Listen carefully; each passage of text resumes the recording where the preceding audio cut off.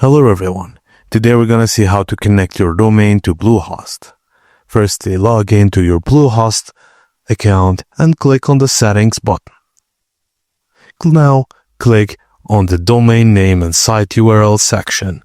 Also tap on change link. This allows you to update the domain name associated with your hosting plan. In the field provided, enter the domain name you want to connect to your Bluehost hosting. Once entered, click Save or follow any additional on-screen prompts to finalize the change. If your domain is registered with another provider, make sure the DNS records are updated to the point to Bluehost's servers. You can set your nameservers to ns1.bluehost.com or ns2.bluehost.com. And that's it, guys. Thank you for watching, and please don't forget to like and subscribe for more.